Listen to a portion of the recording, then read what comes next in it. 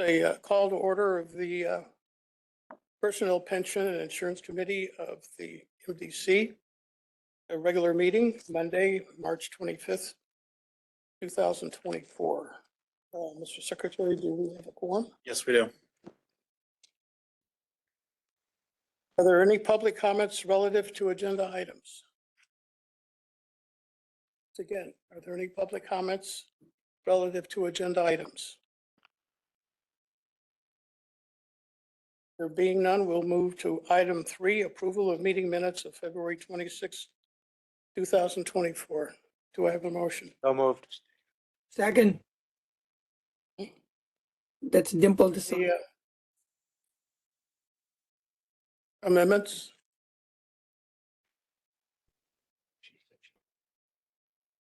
Right. All those in favor? Aye. Aye. Any opposed? Order passes. Okay. We will move to item 4, report by DeHaab Associates. Bob? Hey, we have David Lee here to present the quarterly financials. And let's see, I've been here 3 years and I've been calling him DeHaab all this time. But when I called in to schedule David, he said that they answered it DeHaab, is that right? Or DeHaab. So anyway, but he's going to talk about the quarter 4 results for pension and OPEB.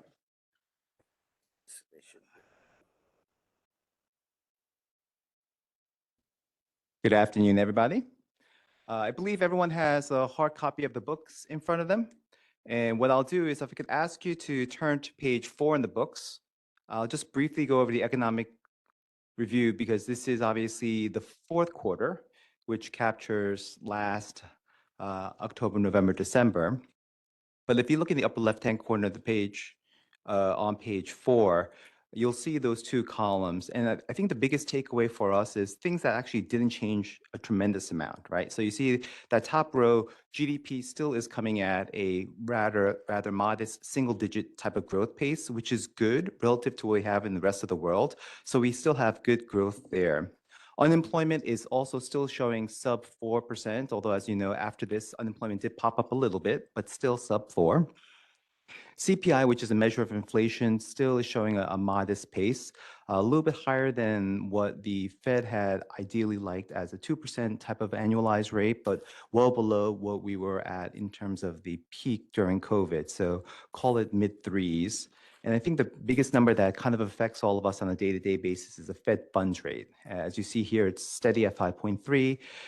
When we were sitting here, or if you had been looking at this 2 quarters ago, about 6 months ago, the market had been pretending that perhaps the Fed was going to decrease rates by 7 times, 25 basis points or 0.25% each time.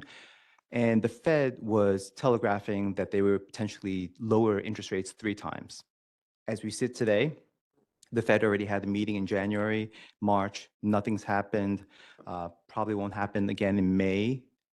The expectation now is that the market expects the Fed to potentially lower interest rates 3 times. The Fed has said maybe only twice or 3 times. What that means is that actually the quote unquote soft landing that we thought that the Fed may or may not hit is actually happening. The question is, will that continue? Answer is, we don't know, right? Because although inflation as measured by CPI and PC have come down tremendously, I don't know about you all, but every single time I go to a restaurant or go down the grocery aisle, everything seems a lot more expensive than what I remember. So there's a lot of latent inflation that I think all of us have become somewhat accustomed to now. And having said that, though, companies are actually able to still get reasonable earnings because we as consumers are willing to spend those dollars. So at some point there is going to be pain, but the US consumer still is capable and willing to pay these prices, and therefore earnings are still appreciating nicely, although at a tepid pace. Upper right-hand corner of the page, just to indicate for you that the 4th quarter was a very good stock market quarter. If you look at those 2 columns, the quarter and the 12 months, you see the second row from the top is the S&P 500, and that returned almost 12% for the quarter. As you remember, the S&P 500 is generally the large cap stocks in the US marketplace. Large cap meaning big companies. And that generated almost what you would get on an annualized basis for the stock market. Call it over the past 100 years or so, annualized, the stock market generally returns about 9 to 10%. We actually got almost 12%. In fact, if you look over the 12 months, that return was 26%. So one could argue that perhaps we got a little bit over our skis, that we are generating a lot more than what we historically do get. And at some point, there will be a day in reckoning. Don't think that's going to have a dramatic effect, but I wouldn't be surprised if we see a little bit of volatility this year. And if your eyes follow that column for the quarter, you'll notice that other stock indices, they were all up double digits, with the exception of emerging markets. That was only up 8%. Bonds, represented by the US aggregate index, was up almost 7%. And real estate, though, was down 4.8%, bringing the 12-month return to real estate down 12%. And really, a lot of this is just an actualization of appraisals that are still kind of going through the system. We've heard from multiple real estate managers that probably 2024 is where we're going to turn the corner on these negative appraisals, that a lot of it has gone through the system. Office is obviously the place that you see the most hurt, if you will. You have seen a little bit of depreciation in some of the other places that were strongholds just because the price had appreciated a little bit high, i.e. industrials as well as residential. But because of that, you've had less construction starts in those places, and therefore there is going to be a wave of supply loss that will help valuations probably in the coming year or so. But in terms of valuations, it seems like the kitchen sink has already been thrown now at the tail end of 2023. If I could ask you to flip to page 8, please. And this, at a high level, shows the asset allocation of the portfolio as a snapshot at the end of the quarter relative to what our targets are. So the right-hand column is the targets.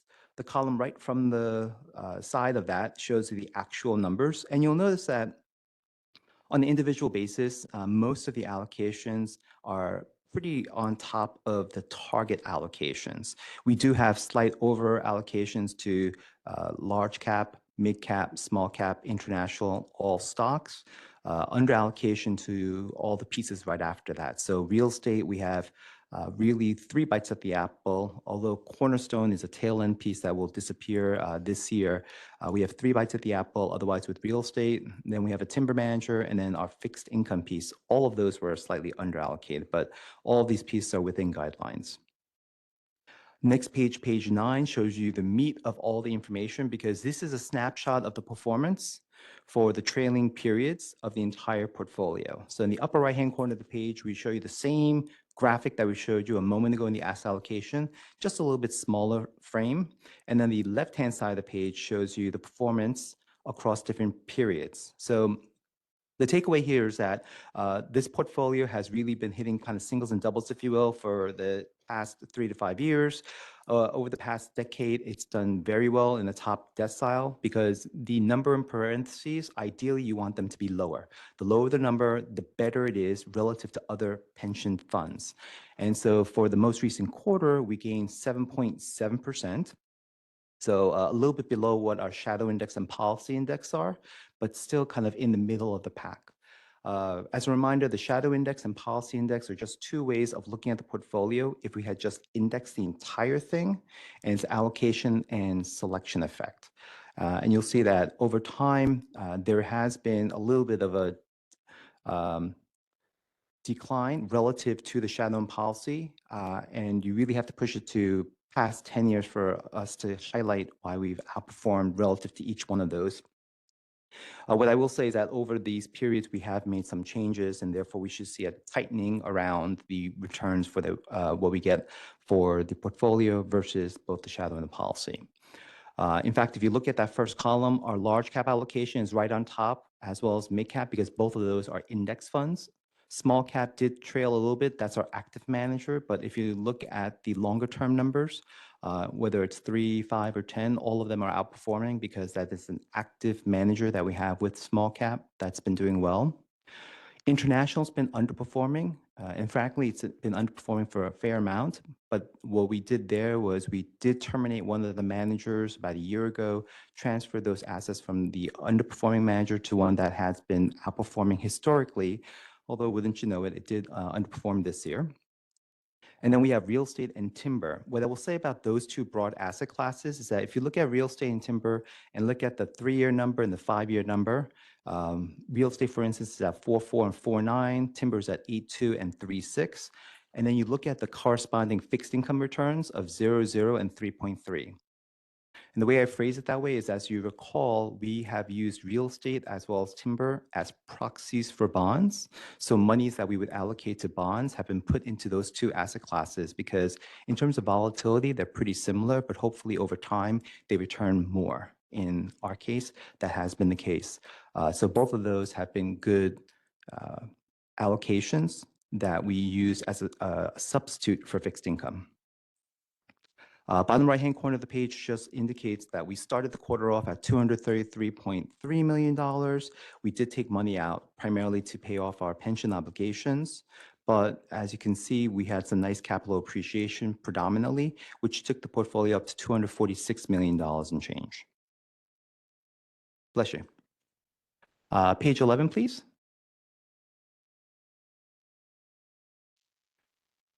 Page 11 is the pictorial depiction of what we just saw a moment ago in the performance summary, because this really shows how the corpus of the fund has appreciated for almost 2 decades.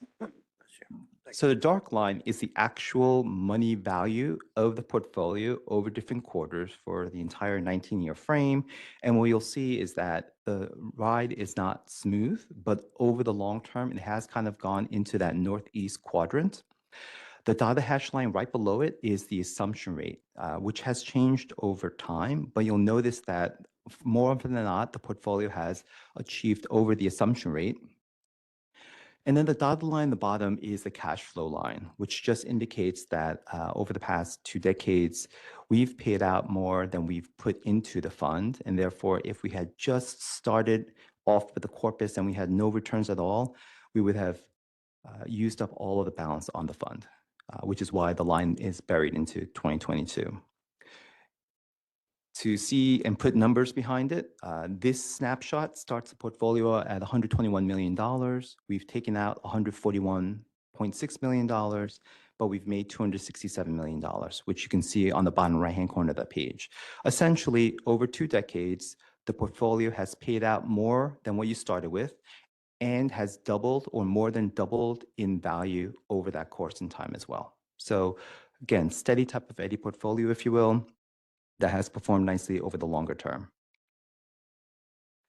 And by the way, the portfolio value, because as you know, we do provide weekly updates where we do make some assumptions on the different asset classes, but we give you a rough idea of what the values are. And as of today, the portfolio is valued roughly at $265 million.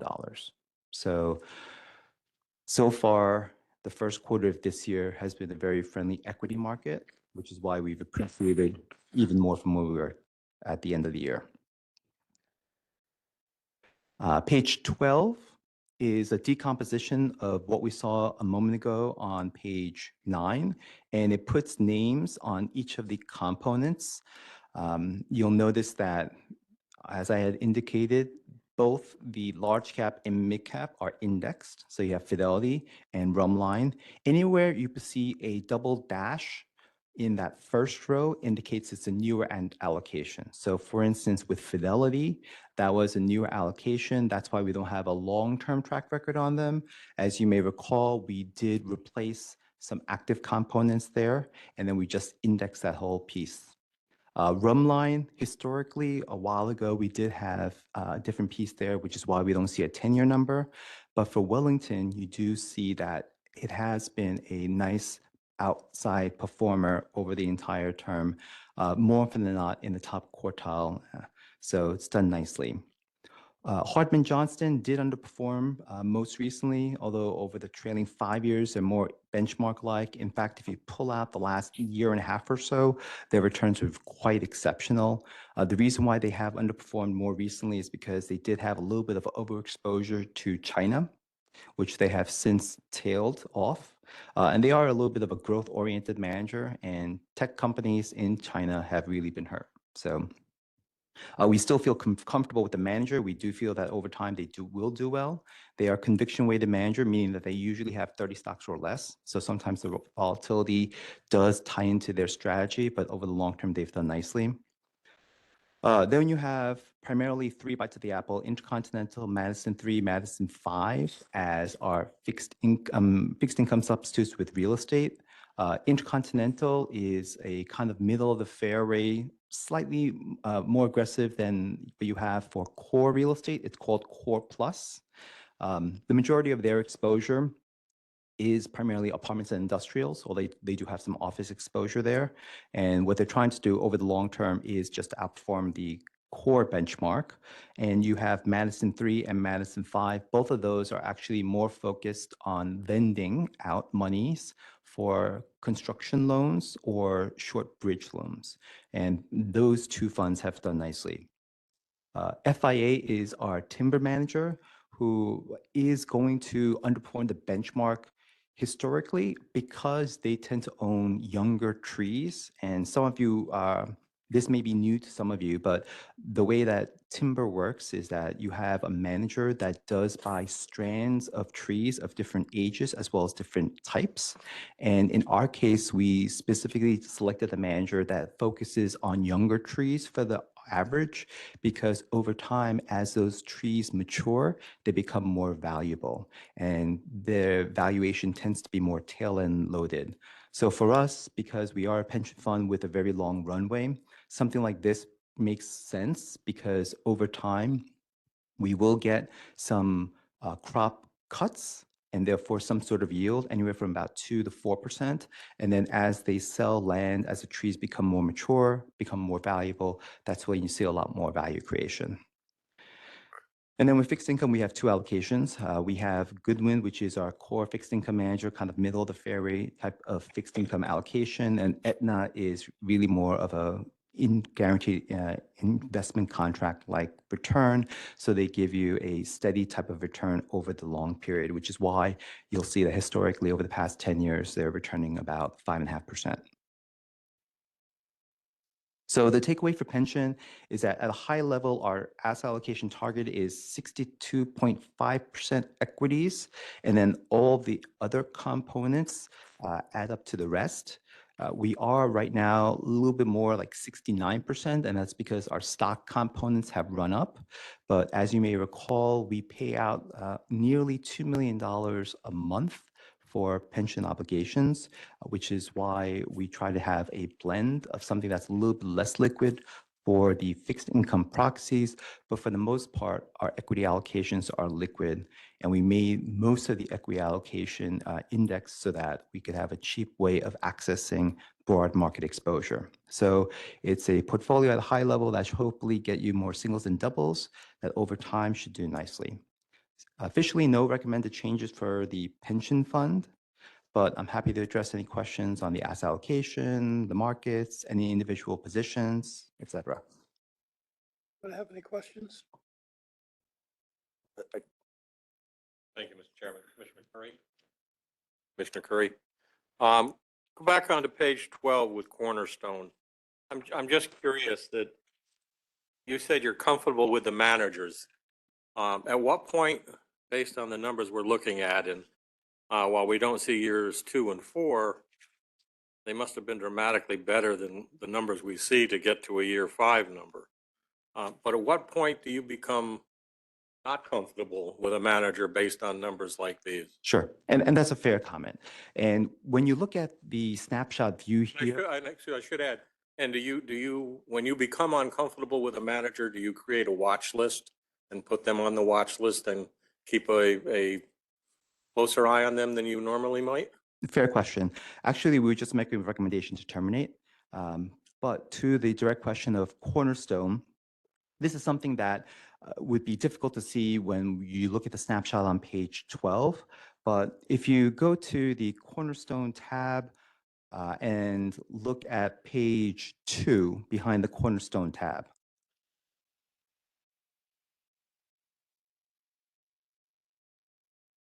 So what you'll see here is something that's titled up on top, Cornerstone Real Estate Fund 10. And the IRR since inception is 9.9%. Do you all see that? Okay, so what this tries to do is what we had before was time weighted rate of return, while this is money weighted, which is translation for internal rate of return. You're trying to find the true return of this investment based on the timing of the dollars that are put in and the dollars that come out. So you'll notice that the contributions that we put into this over time total about $3.5 million. The distributions that we've got are over $5.3 million. And over that course, then, we've actually made almost 10% annualized. The reason that the numbers up on page 12 look so horrendous is because, frankly, now we're down to a very small dollar figure that unfortunately we still have to carry, and that skews all the returns because the majority of the returns were already achieved when we got money back over the course of the investable years. That often happens with closed-end vehicles at the tail end of its life. We do expect that 2024 should be the tail end of it. The returns that you get on a time-weighted basis do get skewed, which is why you also have to look at the IRR or the internal rate of return. And that's why we say that we were comfortable with this manager because they did what they were supposed to do over that period. And having negative returns skewed by a small amount at the tail end of closed-end funds is not unusual. It is something that we have seen in the past.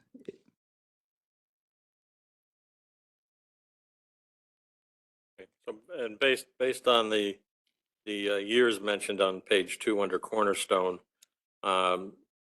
next year's presentation will include a 10-year number? So we will see a 10-year time-weighted return. Again, it's not going to look pretty because it's skewed by the small amount of money at the end when they're finalizing the fund. But yes, the IRR on top will still incorporate all of that. And you're still comfortable with them? I don't think I'm explaining it well to you because the way that I think you're interpreting it from these numbers, you have a negative impression of Cornerstone. Am I correct? I have no impression of Cornerstone at all. I'm only looking at Okay. numbers, wondering why after so many years, they're not on a watch list. And that's why I'm saying I'm not explaining to you correctly, because what we see on page 3 of Cornerstone and what you see on page 2 tell two different stories. And the reason why they tell two different stories is because number 3 is going to be skewed by the returns over time, even though that time span might only be a small figure of what the actual investment is over the entire investment period. So the bulk of the investment period, we had about $4 to $5 million in the investment. At this point, though, we have sub $20,000, but that sub $20,000 return is going to carry equal weight as a return that you got when you had $4 million. The way that you can moderate that is by saying you need to give more weight when the manager actually had more money and therefore give a greater return based on that money, which is why you have the IRR, where the IRR then encapsulate the fact that they had a bulk of money. They made a lot more money when they had the bulk of money, and at the tail end, when they have only a small amount of money, that they're losing on that small amount of money because those are the final tail pieces that they can't sell at good values. So when you have a time period where it's lengthened by having a tail end on a closed-end period, the IRR actually makes more sense than what you have with the time-weighted rate of return.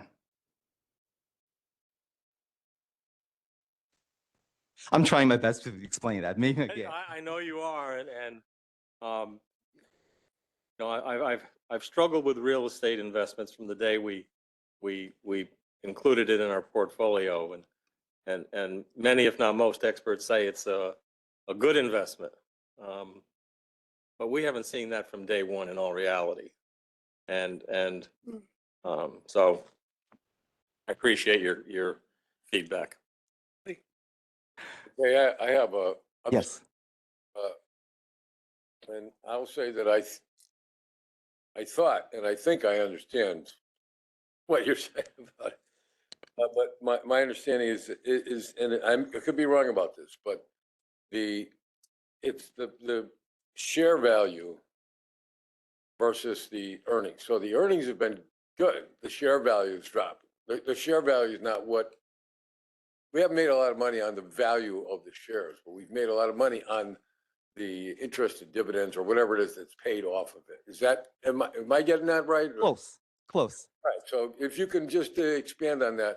So, yeah, I bought a stock and the value didn't go too far, but I got all this, but I had all these earnings while I owned it, okay? So while it looks like I'm taking a loss, if I sell it at a loss, I've actually got all these earnings that I made. Yes, yes. So thank you for thinking of that as an example. So let's say we had $100 and we bought stock for $100 and that stock rose to $120. But when it rose to $120, they actually decided to give you back $40. So the $120, the $100 that you started off with grew to 120, but now it's down at 80, right? You actually got $40, but the return is going to be negative because you dropped from 100 to 80. And that's what happens over time. So what happens that, let's say the $80 grew back up to 100, and then they decide to give you another $30. So now you receive $70, but the actual dollars you have left is down to 70. So now you have a negative return going from 80 to 70, or if you calculate from the original 100, from 100 to 70. So your returns keep getting negative. However, the actual dollars that you're receiving are positive. That's basically what it's.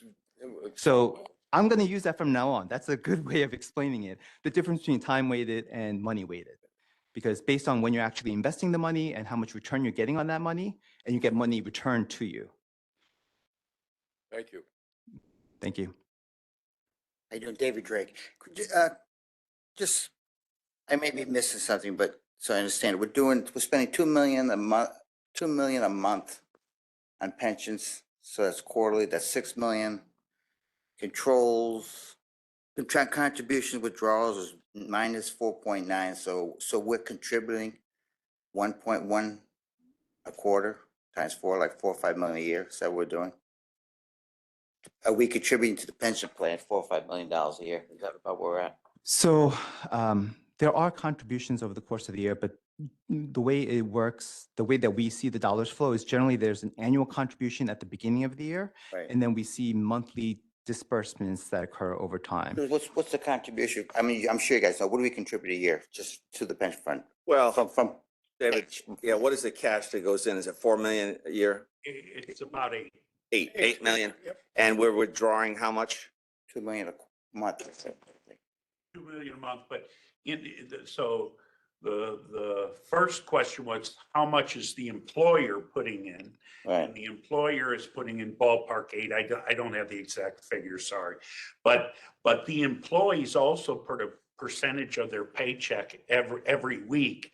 I think it's It averages? 5 to 7.5%.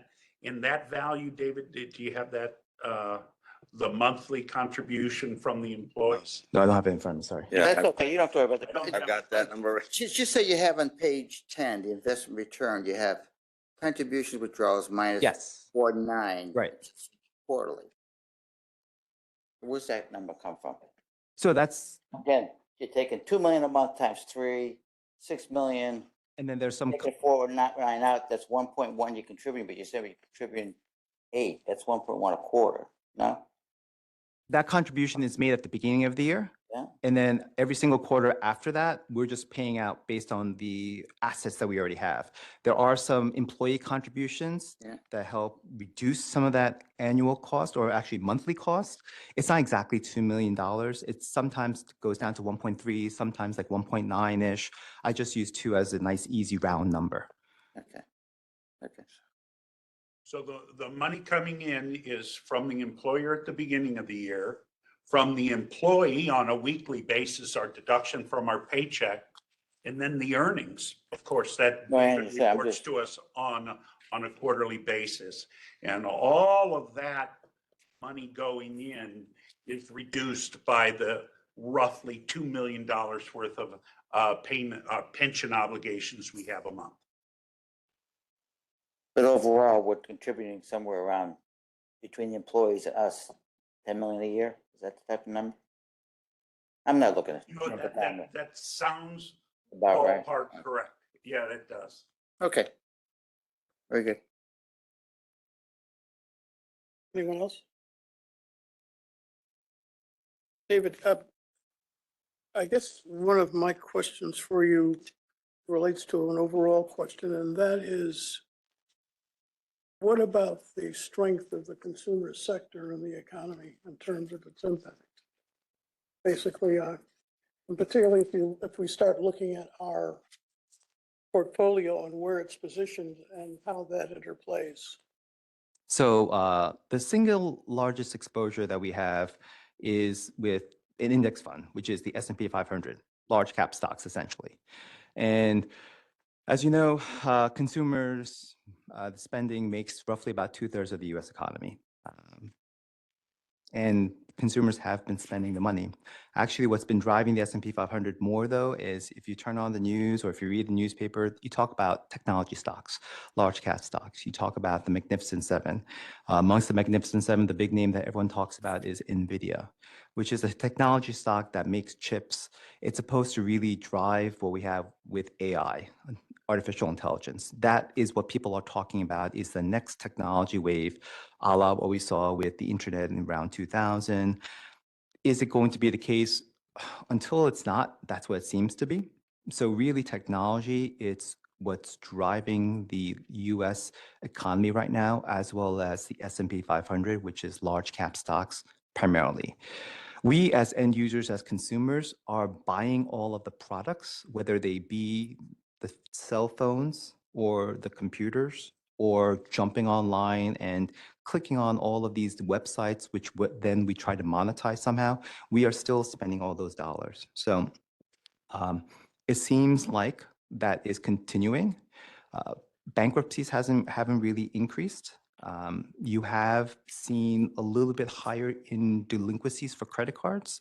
Those are kind of a couple of signs that people look at, see whether or not the consumer is potentially turning over and having some challenges. Right now, it's still early days yet, so it seems like it's reasonable, which is again why the Fed hasn't really moved either, because they feel that the economy is still chugging along reasonably well. Anyone else? Does anyone else who's online have any questions? Other choice, what are you gonna do? We don't make anything anymore, so down. If not, we can move to the OPEB. Great, thank you. So, Can I ask just one question, Sure, follow-up? David, can you provide us with, on page 12, under Cornerstone, can you provide us, we've got the 1 year, 3 year, 5 year summary. Can you provide us years 1 through 9? sure. You're talking about, I'll provide you what we can provide you, and then if you need something else, come back to us. Okay. Yes. Let me ask you this question. With regards to Cornerstone, perhaps it would be better if we had a cash flow analysis, because I think that would probably make it a lot easier. But you know what it's like? It's like in broadcasting. If you look at a radio or a television station, you look at the balance sheet and it has a negative net worth. But if you look at the amount of money that has come out of the operation that actually flows, basically, that changes the whole tenor and the analysis. I mean, that's why people paid inordinate amounts for radio and television stations, but you had to do a cash flow analysis. Because if you looked at the balance sheet and looked at the straight ahead return, it didn't work that way, because you had a lot of depreciation. You had interest and other deductions, but what you really looked at is you looked at the cash flow. And Yes. maybe that's what we need to do to clarify for people what the situation is with regard to real estate. Sure. We'll try to crunch the numbers in a different way, because that's what page 2 behind the Cornerstone tab shows, the cash flows every single calendar year. But we'll try to crunch the numbers in a different way so that it's easier to perhaps then see how they've done, and as a replacement for fixed income, for instance, why it made sense, had they done their job, and now why the numbers kind of look skewed because we're on that tail end. appreciate crunching and providing in a different manner.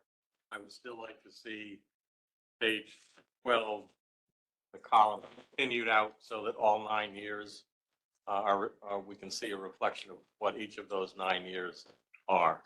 Sure. You want to see calendar year returns is what I'm hearing. If you look at page 12, you've got the 1 year, 3 year, 5 year. Right. I would like to see 2, 4, 6, 7, 8, and 9. Right. Now, the challenge with that is that all of those are rolling periods. So rolling period numbers are always skewed by whatever you add on to, right? And that's why I'm saying we want to see the calendar year returns too. And we're going to provide you the information so it makes sense.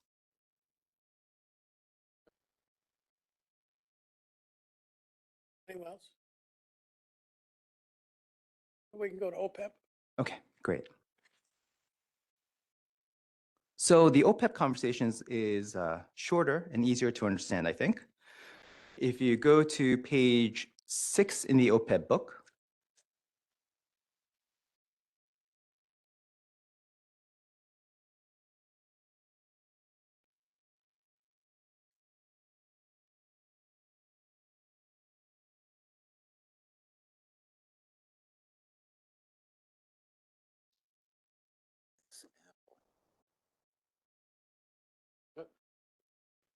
Oh, you didn't just.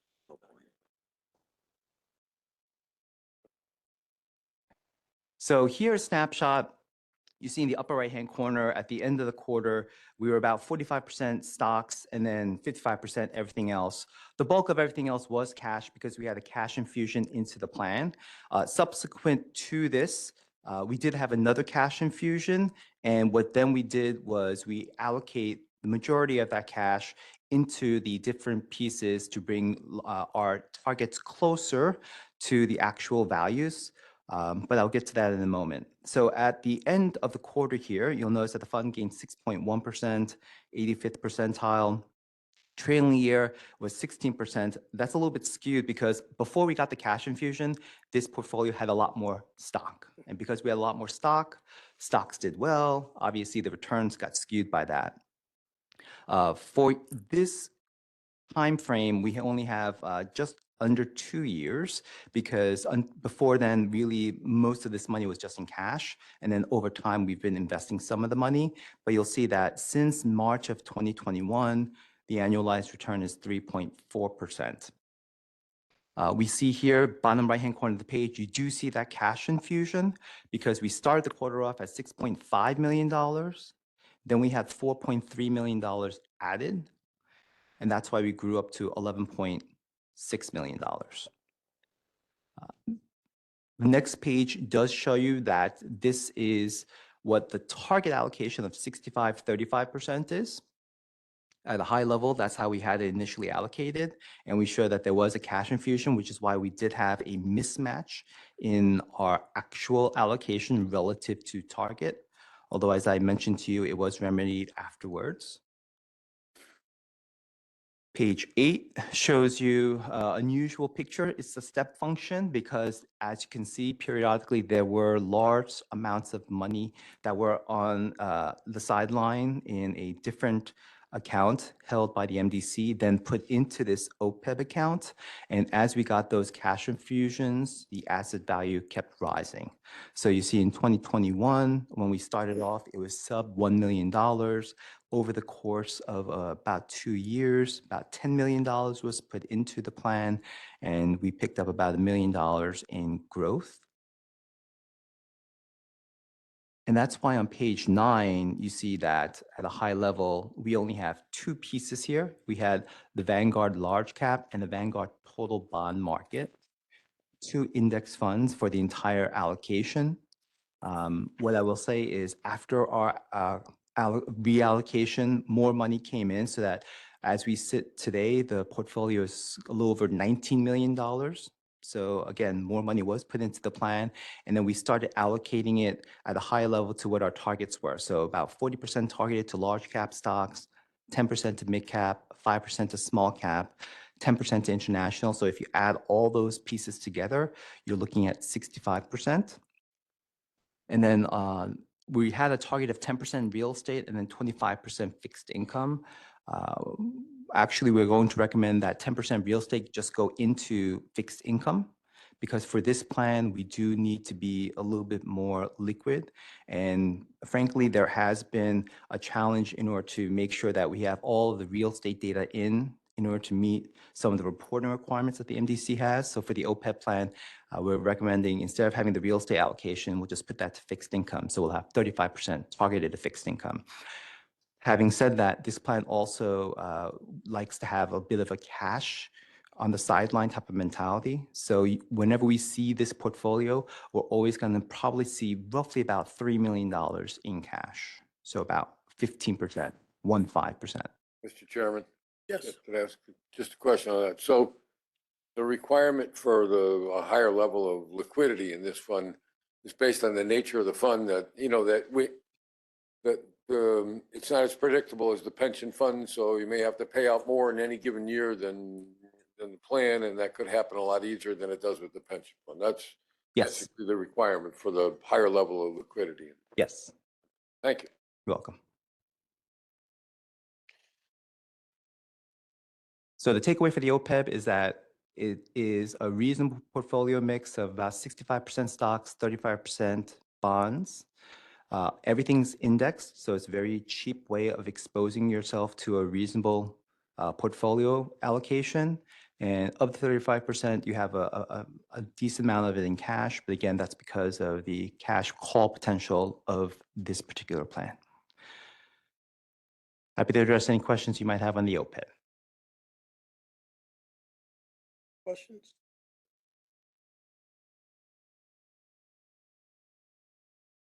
Thank you. Great. Thank you all. Appreciate your time. Yeah.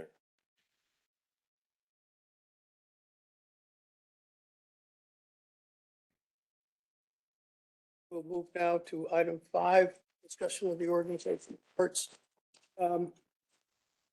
These are just passed around, and I don't think anyone's had a chance to really look at them in any detail, but Scott, why don't you Yes, ahead and- yes, thank you. Thank you, Mr. Chairman. So the request was that we had a look back of approximately 13 months of our org charts. And what you have in front of you is exactly that. We've tried to, this is as you can imagine, if you look at the first page here is simply, a large overview of the MDC and the departments with the total number of positions in those departments. If you see 2024, as you know, we added 9 positions from last year. So 2023 was 438. We're now at 447. And just to put a little bit in perspective, as you remember in the presentation for the management report, management study, we used 2003. We started out in 2003 because that was the last year that was a management study was done. And at that time, there was 649 positions. But remember, we had CRA, which was 85 of those positions. Not all of them were funded, but pretty close. It ranged in between 80 and 85. And then in 2012, as you remember, we laid off a number of employees, 51 to be exact, and we absorbed 34 of those CRA positions because of their seniority, and we didn't want those 34 to bump senior positions, so we had to absorb those into the MDC organization. And we grew up to almost close to 700 positions in that time frame, the early 2000s, 2005, 6, 7, 8, 9. And then again, as I mentioned, in 2024, we're at 448. The second slide is really, we start to break down by departments. Do we have these up on the slide, up on the screen? I'm sorry. Everybody should have a copy, but just so everybody who doesn't, who's on,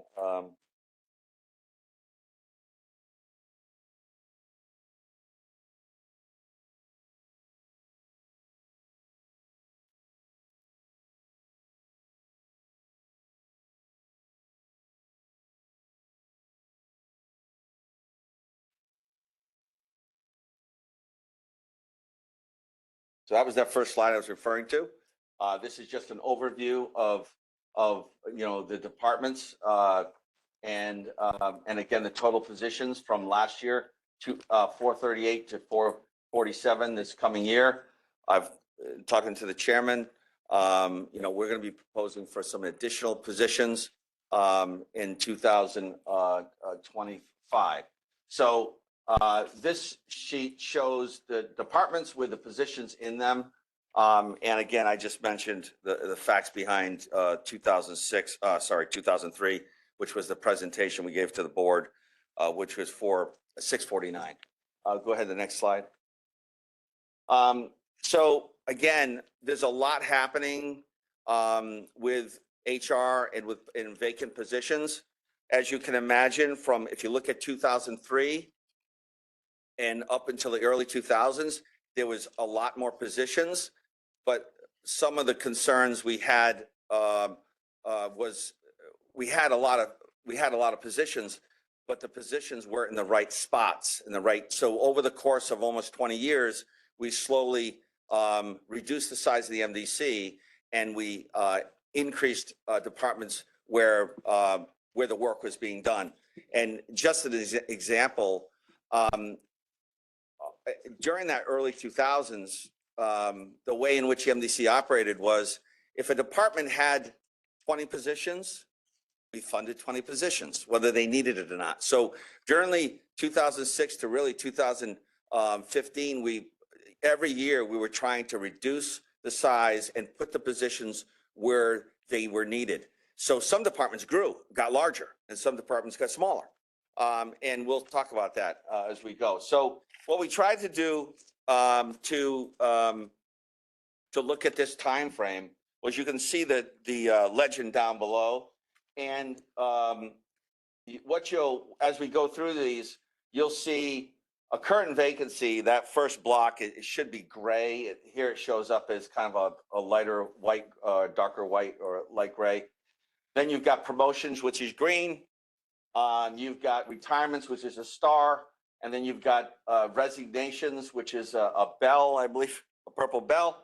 And then we got terminations, which is a red flag.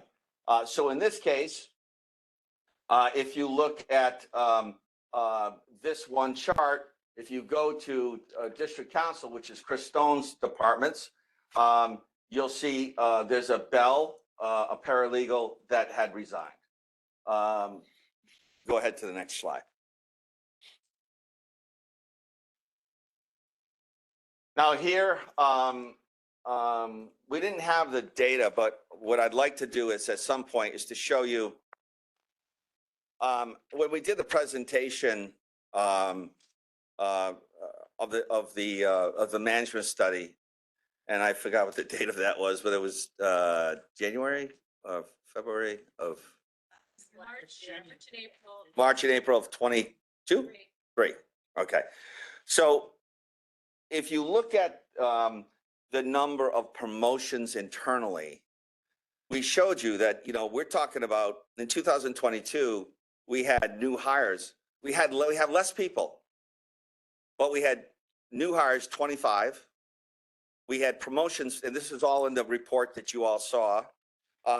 Promotions, 53 internal, 53 promotions, retirements, 28, and transfers 3. So when you think about the 2003 to really 2000, I hate to guess, but let's say up to 2012, when we had the massive layoffs, we were stagnant. We had a lot of people, but we were stagnant. There wasn't a lot of turnover. When I first got here in 2006, we had a pipe joiner, which is the entry level of the repair crew, and he was 50. So there was no promotional opportunities because we didn't have any vacancies, is my point. So if you look at this slide, which is the Utility Services Command Center, and I'm going to make a point about this department at the end, okay? This department grew dramatically. It used to be very small. When I first got here in 2006, the command center was dispatch, and there were like 3 people that were in that dispatch, and that's all they had. And we recognized quickly in 2006, and in the presentation, we showed you how we built the command center in 2008. And the importance of it being independent. In 2003, the dispatch was under the operations department. So it wasn't communicating properly to all of the departments. So we had to separate it and we joined it with utility services. So in this chart, we show, here's all the promotions in this department, Command Center Utilities. This has grown dramatically. And the stars represent retirements. So that some retired and that person was replaced. The bell represents in this case, there are no resignations. And in this case, there are no terminations. There is one termination, I'm sorry. There's a UM2 up at the top, and you'll see that there was a termination there. Next slide or any questions? Yes. Please. Commissioner Curry, I just want to be sure I understand. If we go back to the second page that has district council and staff, and you've got a paralegal who resigned. Did we not also have a paralegal that we hired? Yes. So if you look at that paralegal that resigned, that's a note, but that position is filled because it's blue. So yes, we did rehire somebody. Thank you. Yes, sorry. I wonder what your color coding was. To Yes. Determine yes. whether. If it was vacant, Retirements or gray, resignations, yes, if it was vacant, it'd be gray. But Okay. in this case, it shows up as kind of a light gray, but because it's blue, it is filled, but there was that's the note that there was a resignation. Okay, all right, a resignation. Okay, so then if we go to the next slide, sorry, where are we? Master Utilities. Before we go to the next slide, Mr. Chairman, Yes. may I just, Chris Stone, District Council, just as long as Mr. Curry was on the executive office slide, like some of you, I didn't have a chance to review this before either. But this, I just want to make it clear, District Council reports to, there should be another box above, let me finish, above chief executive officer, it should be district board. My office reports to the district board directly, not to the CEO. That should be changed. It doesn't show that, Chris. It doesn't show that. You're not reporting to me. Yeah, Well, I see a dotted line. I don't know what that means. yeah, well, it would be a dotted line up top, right? So the dotted line is down below, right? So, in the case of the dotted line, these people report to you, and John, by his job title, reports half to you, half to me, Okay, and so to the that board. dotted line could be erased then. Whatever. Yeah, I yes. just want to make it clear that, Yes, correct. while this certainly wasn't intended Yes. to be misleading Yep. to me, and I don't look at charts very well. Yep. It was somewhat misleading. I'll put it that That's way. okay. If that dotted line went on the top of you, then I'd agree with you. Okay, That's good. Okay, good. Okay. Okay, so in terms of that second slide, so this is command center. Again, if we just go back so I can finish that, I'm sorry, that command center. Who's got the mouth? All right, it's doing.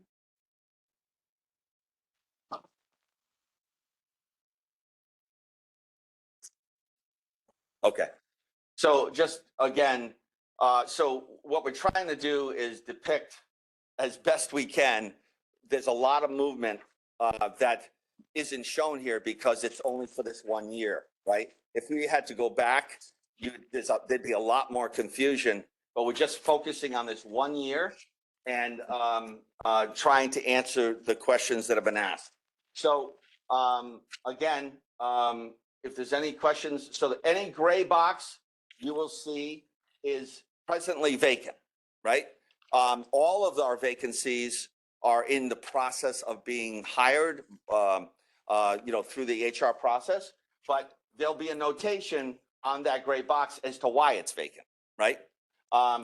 And so we're trying to depict that here in the legend. Okay, go ahead to the next one. Yes. Mr. Curry. On the command center chart, you've got a lot of green promotions. Were these actual promotions or were their positions upgraded? Or job specs upgraded to a new position? So it's the same person? So if you see a green, that means the person that physically is in that position right now was promoted into that position. And Where else on here we're going to find a gray or a blue with, how are we going to know to backtrack to follow where that person came from to get promoted? I completely understand your position, and the problem, here's the challenge, and this is where this gets really complicated. The person that's just pick that utility services engineering tech position, that green, that person could come from a completely different department, right? So it gets complicated to track and to show it visually, but we're going to try our best. Okay. But I'll give you an example on the next slide, if I can. It might be a better depiction of where that person went because they're in the same department. Just to add, a lot of times in utility services, a lot of our people that come and are promoted into utility services came from operations, which is the next slide. This is the repair crews because they have the knowledge of how to fix stuff. And so utility services is more of a engineering position rather than a labor position of building water and sewer infrastructure. So if you go to the next slide, this is a good way to answer Commissioner Curry's question. So if you look at I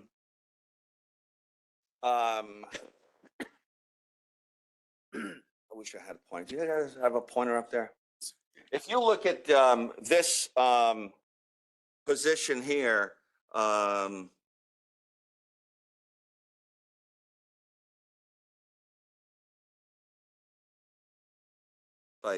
thank you.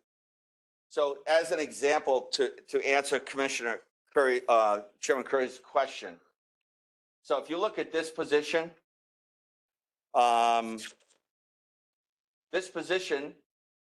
moved over here.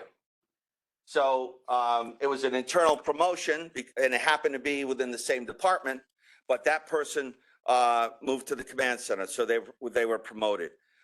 Same thing with utility services. So that person in here was again promoted to utility services, which is here. So we tried, as you can imagine, we don't want to apply names to these. So it's difficult to track, but we're trying to answer the questions about where there were promotions and where there were vacancies generated. If you look at this star, right here, that was a retirement. That position was filled, and any position that is a UM1, that's an entry level position, so that came from the outside. So that was an outside person filling that position. Let's see if there's anything else I can.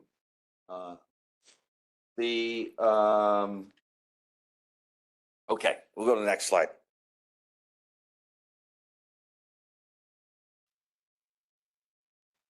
This is our plant maintenance and the CEM. So this is where all of our vehicles and equipment get repaired. Again, we're looking at gray.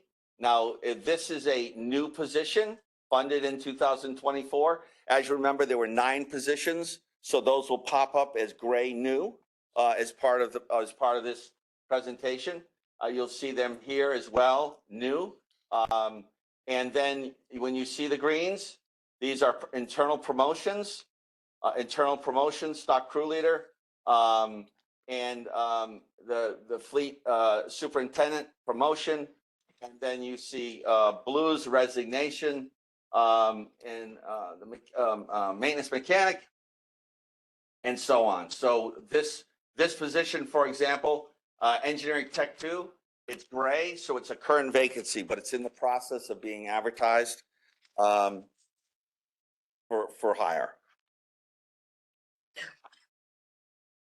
If we go to pollution control, water pollution control. So as you're aware, we have 4 treatment plants. We have, this is our Hartford treatment plant. We have Pequannock. We have East Hartford, and we have Rocky Hill. So this is Rocky Hill, this is Pequannock, and this is East Hartford. And so again, same logic. Star represents someone retired, someone was internally promoted as part of the process. Same thing over here. And then you would have a resignations, which would mean the purple bell is a resignation, and the position is presently vacant, in the process of being hired. And again, this is a new position, POIT. As you remember, we, as part of our budget, we put in positions, operators in training, which is we have one in the water treatment facilities, and we have one in the drinking water facilities. And so again, these are internal promotions. One thing, this didn't fall within the window that was requested, but prior to 2023, again, we didn't have a superintendent and assistant superintendent. We had an assistant superintendent, no superintendent, and a manager. So now we've added basically 2 positions over the last couple of years. Yeah, water treatment and supply. Same logic applies. Yellow star represents a retirement. The blue means that person has been filled internally, because that is an FM2. And as you know, we any of our utility services, UM1 positions or FM1 positions, most likely those positions come from the outside. There are some cases where people transfer into those, even though it's a lateral or a lower paying job. And we have a resignation on FM1 here, and again over here as a water treatment operator, and a one over here as well. But again, this one is filled. This one is vacant. This one is still vacant. This one is a star, and that is filled through due to a retirement.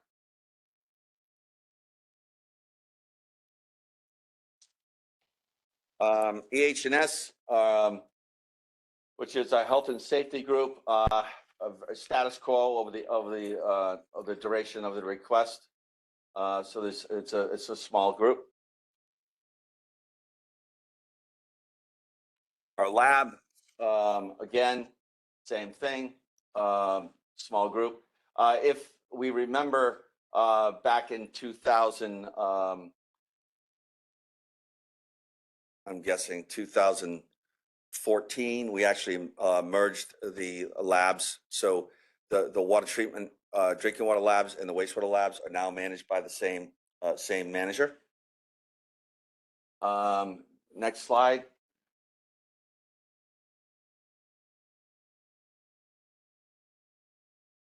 Oh, I'm sorry. Thank you. Patrol. So as you may remember, we had the board approve a conservation ranger position a number of years ago, and we've been slowly through attrition, we've been moving our vacancies over to conservation ranger positions. The board, PPI and the full board just approved an assistant conservation ranger. So we have that new one for this coming year. There's actually 2. And so those are advertised as we speak, and we're going through the process. So not much change here. Can I just, excuse me, Scott? Yes. I'll go through the chair, but this is one that I was interested in. So the district patrol and district patrol, whatever that CO, those are what are or were formerly MDC police. Is that? They are, correct? yes. So the conservation rangers, do they continue with the power of the police powers? Do they have the same powers as the police? I mean, police are actually police. They, Correct. like the regular Hartford police officer, they're a police officer. So the conservation ranger still has the same powers as a police officer or not? That's the only thing I'm Yep. curious about. Thank you. So, if, and I hate to even guess the date of this, but we started transitioning our patrol officers, which are as you refer to, post-certified. They're post-certified. They actually are similar and identical to certifications that a state police officer receives. They carry a gun. We have had numerous incidents over the years, which have honestly cost the MDC a lot of money. And we migrated away from post-certified officers to the board approved an E&E position. These are E&E. And so they're not union positions. One of the biggest challenges we have with this patrol officers in the 184 is the patrol world, state police, town police, their union rules do not match our 184 labor rules. Completely different. It's very difficult from schedule, work schedules to discipline. It's an absolute disaster trying to manipulate those. They just don't fit together. So the board approved, I am guessing 2016, they approved these positions, which are E&E. So now we hire E&E rangers, conservation rangers. In some cases, they are patrol. They were police officers at one point, but they don't carry a gun, and they don't have arrest powers. They have citation powers, because we operate facilities, drinking water facilities, and recreation facilities that is permitted by the state of Connecticut DPH. So we have the ability to cite, but we don't have the ability or willingness to arrest people and put them in jail, right? MDC jail. So if there's any problems, we call in either the Hartford PD or the Bloomfield Police or the state police. So that's the way we have been divesting ourselves away from patrol officers. I'll give you an example. At regional. I remember Yeah. the issues that we had. So, Sure. but I just wanted to make sure I understood that, that in the past, we had powers of arrest on MDC property. They were police officers on MDC property.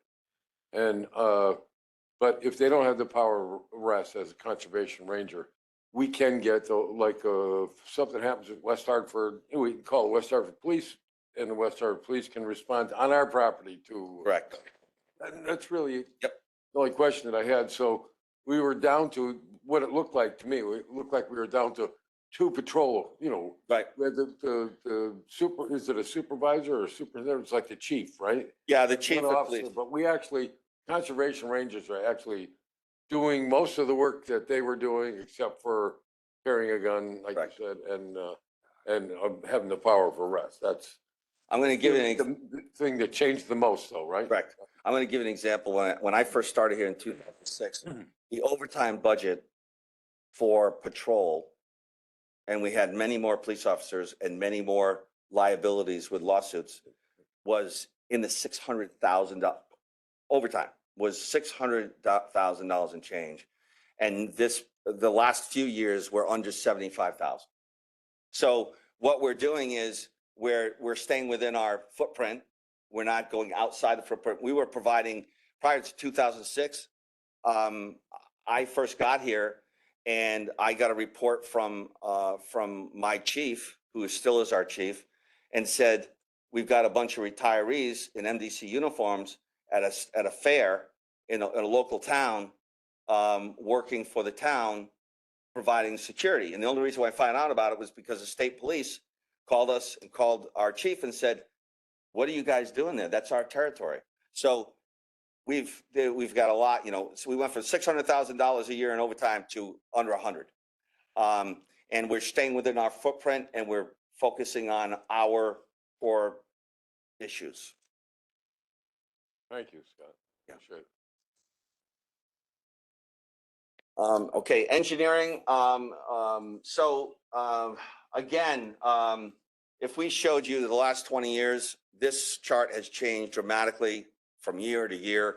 And the long and short of it was, if you remember in 2008, the PMU was created. It was a separate and distinct engineering department. The engineering department had only, in my presentation that we did for the management study, the capital and expense and investment was less than $5 million a year in the engineering department. So we weren't building anything new. And so that's why the PMU was created. And the PMU, unfortunately, was created for good reason, but you had two groups that was doing two different things. The synergy was, there was none, right?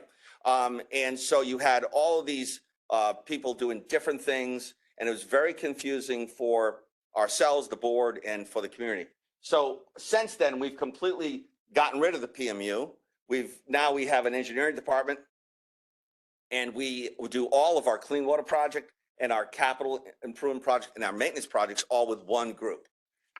So here you will see again the same legend. You basically have people who are promoted. You have a gray, which is a current vacancy, and again that's a new position. So you see new there, and the star is a retirement. So that is, again, the same legend for the engineering department. Go ahead, Jim. Or, sorry? Yes. Oh, yes. Thank you. Thank you. Forgot I had this. You're using your pen. I know. Okay, we got the, okay, so this is Kelly's group, so the CAO. And again, the same logic applies.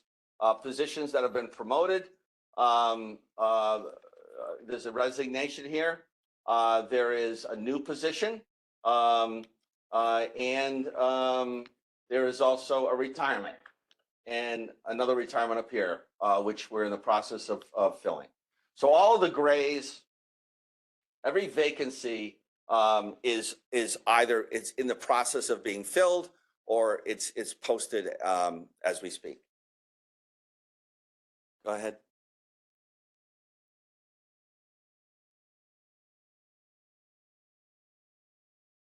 Yeah. Okay. So if we can just go to, I don't know who can do this for me. Just wanted to do an example, and we could do this for every department. The thing that's difficult to explain here is that we went from 600 employees down to 448. And it's very difficult over the since 2015 to explain how we've moved these positions. But what we've done is we've taken positions that we didn't need in a certain department and we put them where we needed them. And so that's really difficult to depict here because you're looking over a 10-year period versus looking at a snapshot in 1 year. But I just want to use one example of this, which is our Utility Services Command Center. So if you look at this, I can't see that. It's too far away. So if you look at this is 2014. Okay, this is our command center and utility services group, right? And we had 36 positions here. So when you shift over to 2024, you can see, do we have that slide with there? I think you put them together, right? And this is the same slide you just saw. Now you're talking about this department is the same department, but it's got 52 positions. And the reason why is because they're taking on, they're taking on more responsibility in 2008 to 2013. And when we were doing lots of separation work, remember 2013, we moved away from separation and went to big tunnels. So we weren't doing separation anymore. That means we're not doing water main work anymore. because we do water main work at the same time we're doing separation, right? So 2008 to 2013, most of the work that was done on the clean water project for separation within the home, the design work, the actual field work was done by outside consultants. When we migrated back to doing the integrated plan in 2018, we knew that we were going to get away from building big tunnels. Our goal was to get away from building big tunnels and go back to full separation. It took us till September of 2022 to get there with deep, but we did, right? But the goal was now all of the work that the consultants were doing for the MDC between 2008 and 2013 in the field, figuring out how to separate the plumbing within the basement was done by consultants. Now it's all done by MDC staff. So yes, our construction department has shrunk because we weren't doing separation work between 2008. We were doing tunnels, big tunnels. We had 1 or 2 big projects. So we shrunk down on the size of our construction staff. We transferred a lot of our construction staff to this department because of the fact that the majority of the work was being done in the basement in the home. So that's just an example, of, yes, we've shifted around, we've dropped our number of positions, but we've also prioritized where the work needs to be done. So again, 2014, 36 positions, 2024, 52 positions. And again, same logic. We've got the red flag for termination. We've got retirements, which is yellow, which means that gray means it's still vacant, but in the process, gray's vacant in the process, and the greens have been internal promotions from other locations.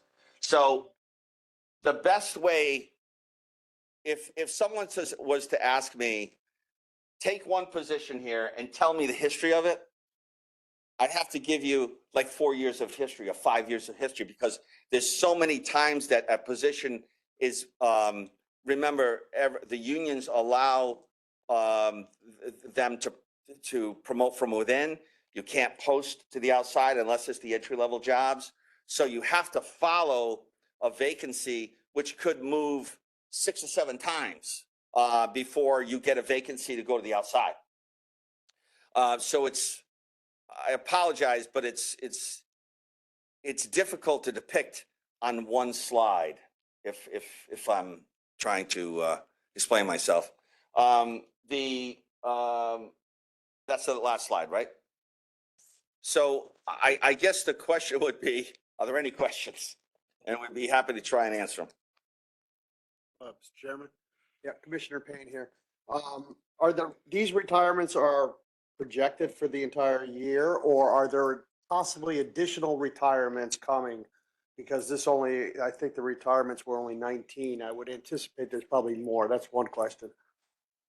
Yes, Scott Jellison. So we don't know how many people are going to retire, right? We predict, and every time we predict, we're not right. And a lot of times what happens is employees will bet they're betting on is there going to be a retirement package, which there's, retirement package costs a lot of money. And we don't need, when in 2000, whatever it was, in 2012, I think there was a retirement package, but we were dealing with CRA. We were trying to reduce our number of staff, but we don't need to provide an incentive to reduce our staff. So, but people do hang around for their own personal reasons.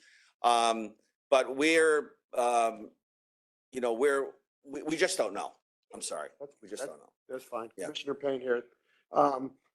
And then do you anticipate additional people in the command center, utility services, since this department is doing a lot of the clean water separation work? Do you anticipate more? And not only this department, but other departments, there must be a tracking method of tracking hours for regular work compared to clean water so that everything is billed properly. If you could just touch on that a little bit. Yes, Scott Chelston. So everyone's timesheet is coded and they have project numbers. And so it might be a clean water project. It could be a CIP project. And we track that and we keep track of all those hours. If you remember in the budget, there's a line item for $10 million, right, Bob, for CIP? That $10 million, correct, for staff?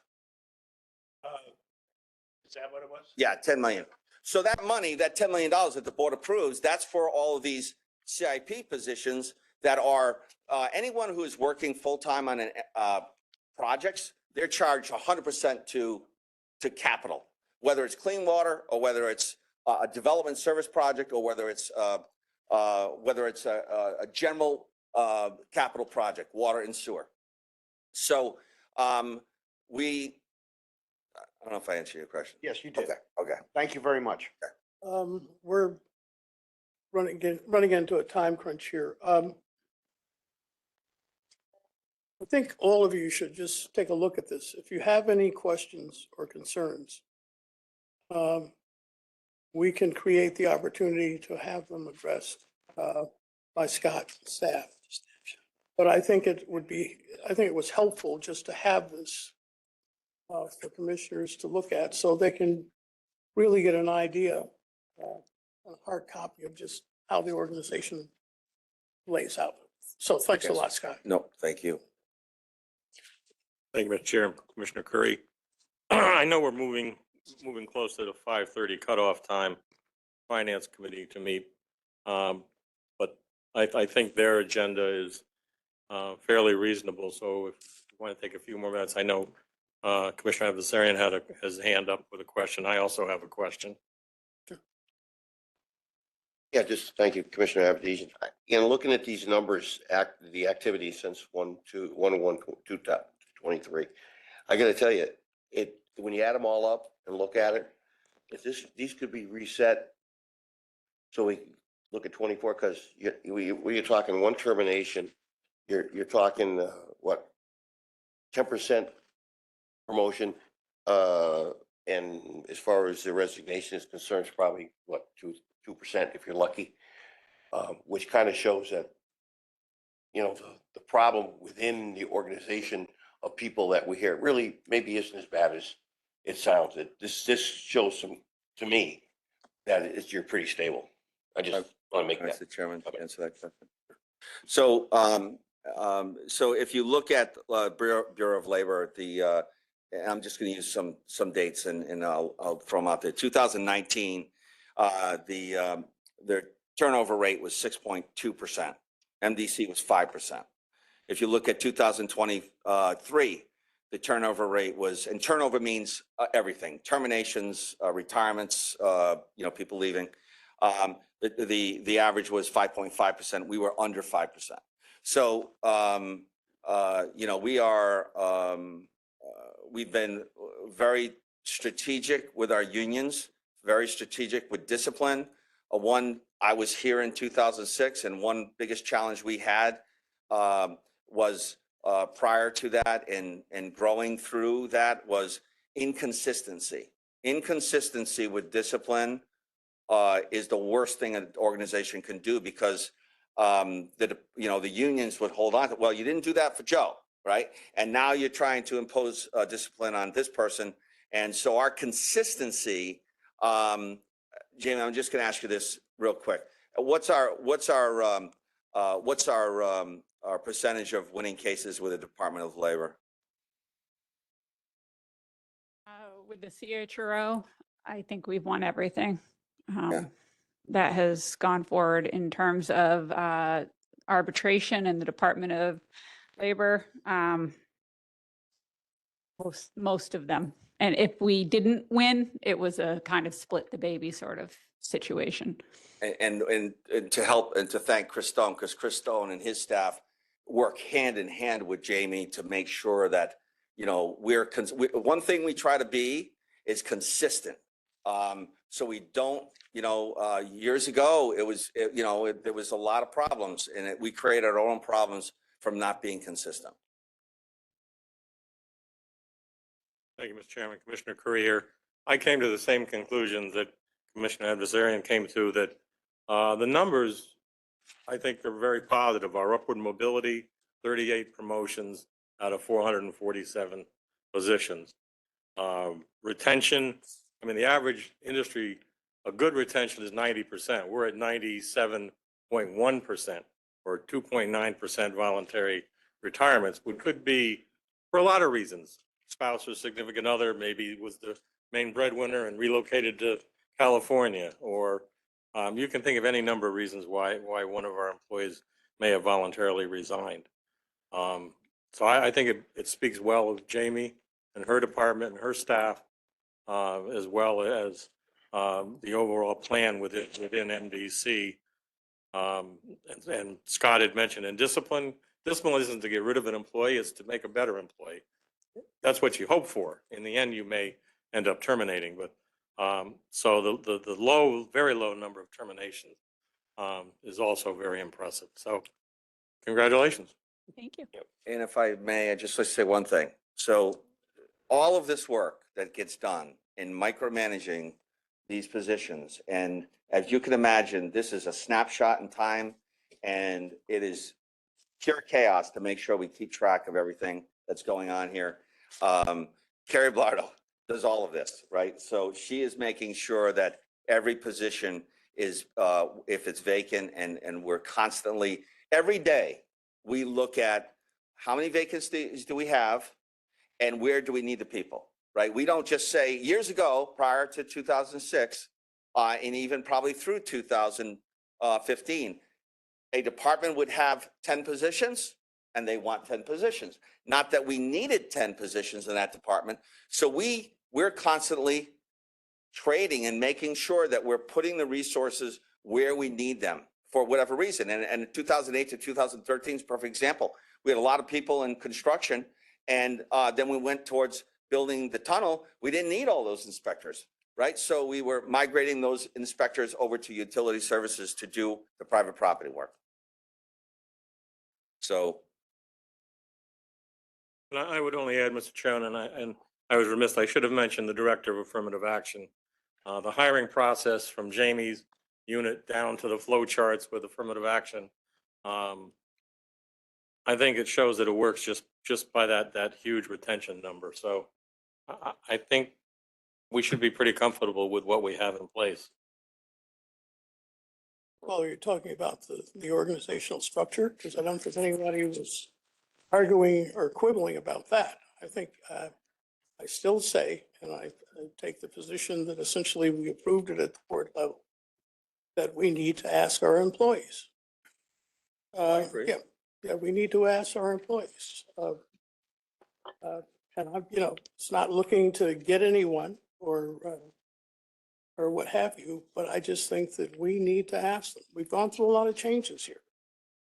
And I think that we have a responsibility to give our folks basically a chance to speak. Wherever it falls out, it falls out. As long as we do it fairly and in a fashion that basically people feel that they can say what they have to say, and we can proceed from there. And I think it's a good time, Mr. Chairman. We've approved the climate study, or at least the initial part of it. We also have a strategic planning committee that's going to move forward with developing a new strategic plan. And in reality, when you think about what those both entail, you're going to see some overlaps, almost like an additional check and balance moving forward with both of those. Anyone else? Thank you. I really appreciate the work that staff did. Opportunity for general public comments.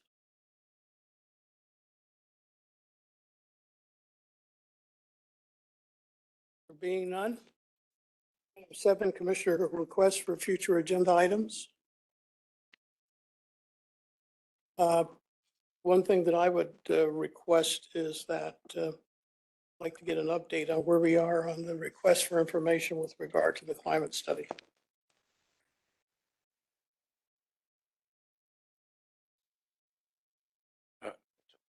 Chairman, I would have, could you say that again?